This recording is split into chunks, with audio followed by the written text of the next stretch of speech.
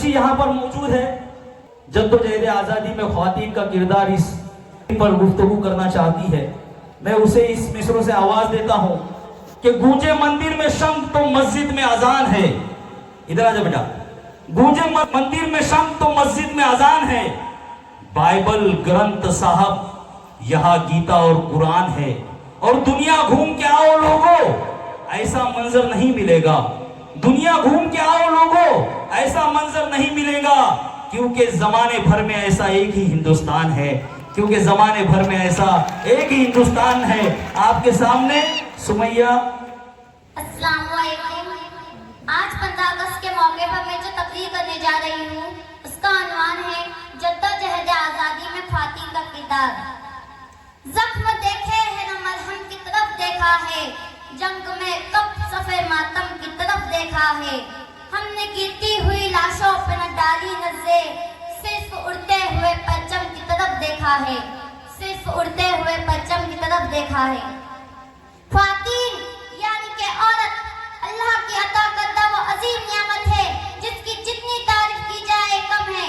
जंगे बदर हो, जंगे खंदक, जंगे उहद हो कि जंगे करबला, महाभारत हो या रामायण, पहली आलमी जंग हो या दूसरी आलमी जंग, या फिर छोटे छोटे महारके, या फिर अपने अजीज भारत की आजादी की लड़ाई, दुनिया ने सिर्फ लड़ते हुए बहादुरों को देखा है, उन अजीम जंगजुओं को शहीद होते देखा है। शहीद टीपू सुल्तान से लेकर शिवाजी महाराज तक, भगत सिंह से लेकर शहीद अब्दुल हमीद तक, कई अजीम और शान योद्धाओं को दुनिया जानती है। लेकिन दुनिया को यह भी याद रखना होगा कि जब जब किसी सिपाही को किसी तलवार ने जख्मी किया है, उस वक्त उस सिपाही के बदन से बहने वाला खून उसका अपना नहीं बल्कि उस बहादुर वालिदा का है जिसने उस सिपाही को दूध की शक्ल में अपना खून जिगर पिलाया है। वो किसी का भाई है तो किसी का शौहर। मुझे साहिर लुधियानवी के अशार याद आते हैं कि बम घरों पर गिरे सरहद पर जो है तामीर जख्म खाती है, खेत अपने जरे के औरों के जिस्त फाकों से तिल मिलाती है, कि टैंक आगे बढ़े कि पीछे हटे, कौम धरती की बांझ होती है, और फतह का जश्न हो के हार का सोग जिंदगी मैयतों पे रोती है, जिंदगी मैयतों पे रोती है। हिंदुस्तान की जंग आजादी को लेकर महात्मा गांधी ने कहा था कि कौमी जहद आजादी की तारीख हिंदुस्तानी ख्वातीन के तस्करे के बिना मुकम्मल नहीं हो सकती। 1857 में होने वाली मुल्क की पहली जंग आजादी से लेकर यौम आजादी तक हिंदू, मुस्लिम, सिख, ईसाई सभी औरतों ने मुश्तरका तौर पर हिस्सा लिया। कई इनकलाबी सरगर्मियों को अंजाम दिया, स्वदेशी माल के इस्तेमाल को आम किया तो विदेशी माल का बायकॉट किया। आजादी के हिम्मत वालों के काफिले में शाना बशाना चलने वाला हर वो राही, चाहे वो मर्द हो या औरत, हमारी सताइश व ताज़ीम का मुस्तहिक है। दौरे माजी से लेकर अब तक हर मजहब के मानने वालों के लिए 4 चीजें बड़ी अहमियत की हामिल रही है। पहली, अपना दीन या धर्म, दूसरी इज्जत व आबरू, तीसरी अपनी और अपनों की जान, और चौथी माल व असबाब। और इन्हीं चीजों पर अंग्रेजों ने हमलावरी करना शुरू किया। जहाँ जाते वहाँ औरतों की बेहुरमती करते, जिसे चाहते फांसी देते, माल व असबाब छीन लेते तो कभी गोली मारकर जान ले लेते। इसी दौरान अपने अजीज में बेगम हसन महल नामी जोश भरी आवाज उभरी, जिन्होंने बारे क़यादत संभालते ही तमाम ताल्लुकादारों और जमींदारों के नाम अहकाम जारी किया कि मुल्क के आबाई खुदा ने हमको अता किया है, दफ़ाए कफ़ारे फिरंग लाजिम है, बाहम शरीक होकर बाकी मान गाने बैलगाहों को कत्ल कर दो, जो इनको कत्ल करेगा उसका निफ्स इलाका से माफ होगा। तो कभी हुस्न नजाकत की मूरत अजीजान नाम में रखा था। 1832 में अपने मुल्क और मजहब की खातिर बरतानी साम्राज्य के लिए दरबार छोड़कर अपने साथियों के साथ मैदानी जंग में कूद पड़ी तो 1857 की बरतानिया फौज की मज़ाहमत के जुर्म में असगरी बेगम को जिंदा जला दिया गया तो हबीबा रहीमी नामी मुजाहिदा को फांसी दे दी गई। वतन के शायरों नगमा करो, सुगन समझो, गुलों का जिक्र ना काली घटा की बात करो, यही है वक्त की आवाज और तकाजा भी, हर एक बज़्म में तुम एकता की बात करो, हर एक बज़्म में तुम एकता की बात करो। जब हम तारीख के पन्नों को पलट कर देखते हैं तो एक अजीम माँ दिखाई देती है जिन्हें बीएम्मा कहा जाता है। 1852 में बीएम्मा, जिनका नाम आबादी बानो है, नामी इनकलाबी तूफान ने जन्म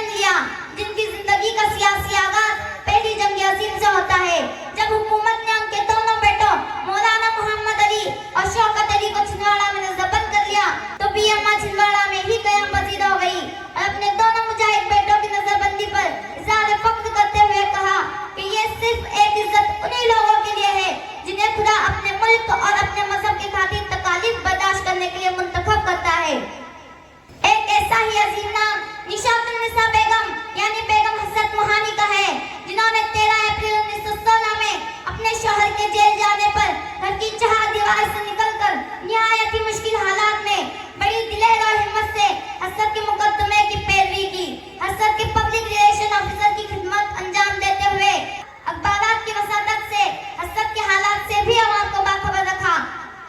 उन्हीं के साथ साथ अमजदी बेगम तो कभी सादत पाना कुछ लो तो कभी हैदराबाद में पैदा होने वाली तहरीक आजादी की मुजाहिदा बेगम खुर्शीद ख्वाजा हो या अपने शौहर मौलाना अब्दुल कलाम आजाद के अकायद व अफकार पर चलने वाली जुलेखा बेगम जैसे कितने ही पैकरे मेहर वफा व खुलूस व ईसार मादरे वतन पर खामोशी से परवानवा निसार हो गए। मौलाना हसरत से रिवायत मंसूब है कि बेगम आजाद और कमला नेहरू न होती तो हसरत किसी अखबार के एडिटर होते, मौलाना अब्दुल कलाम आजाद अल हलाल वल ब्लॉग निकालते रहते और जवाहरलाल ज्यादा से ज्यादा एक कामयाब बैरिस्टर होते। यह औरतें वफा परस्त और ईसार मुजस्सम थी, उन्होंने जान दे दी मगर हमसे कभी ये न पूछा कि लेला सियासत के परिस्तारों तुम जेल जा रहे हो, हमारा क्या होगा। मादरे वतन पर पिटने वाली ख्वातीन का अंदाजा इस बात से भी लगाया जा सकता है कि उस वक्त के निस्वानी हुदूद को सामने रखकर बेहतरीन तालीम याफ्ता, रोशन ख्याल, इल्म बरदार हुकूक निस्वा एक खुशफिक्र शायरा जाहिदा खातून शरवानिया अपने मख्फी नाम ज़ाखा शाह से इस्लाही माशरत को इनकलाबियत पर नज़्में लिखती रही। मुल्क के इत्तेहाद पर एक नज़्म पुराना आज़ाद में कहती है कि जन्नत की दीद से है दिलशाद माँ हमारा, शुक्र खुदा वतन है दोस्ता हमारा। हो जाए काश साबित रूहों की कूचा गर्दी, बन जाए काश गांधी हर नौजवान हमारा, बन जाए काश गांधी हर नौजवान हमारा। इसी तरह जद्दोजहद आजादी में मुस्लिम ख्वातीन के हमला गैर मुस्लिम ख्वातीन का भी नाकाबिले फरामोश हिस्सा रहा है। मुनज़्ज़िम ख्वातीन की फहरिस्त भी बहुत तवील है। विजय लक्ष्मी पंडित, सावित्रीबाई फुले, सरोजिनी नायडू, रानी लक्ष्मीबाई, कस्तूरबा गांधी, अहिल्याबाई होलकर, ऐसे ही हजारों लाखों आजादी हिंद की दिलेर मुजाहिदे खातून को सलाम करते हुए मैं सफर अली खां के इन मिसरों से अपनी बात को इख्तिताम देती हूँ कि जितनी बूंदे थी शहीदान वतन के खून की, कसरे आजादी की आराइश का सामा हो गई। जिंदगी उनकी है, दीन उनका है, दुनिया उनकी है, जिनकी जाने कौम की इज्जत पे कुर्बा हो गई, जिनकी जाने कौम की इज्जत पे कुर्बा हो गई। जोरदार तालियां, जोरदार तालियां, वाह वाह, बहुत खूब। एक बार फिर से जोरदार आप लोग तालियां बजा